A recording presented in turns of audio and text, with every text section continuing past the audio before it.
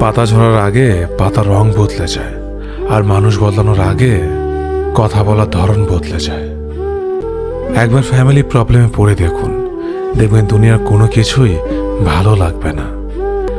সময়ের সাথে বোঝা যায় কে আপন, কে পর, কে বন্ধু, আর কে স্বার্থপর।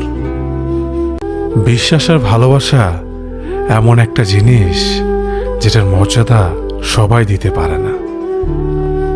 সততা একটি মূল্যবান গুণ, যা আপনি সস্তা লোকের কাছ থেকে কখনোই আশা করতে পারবেন না।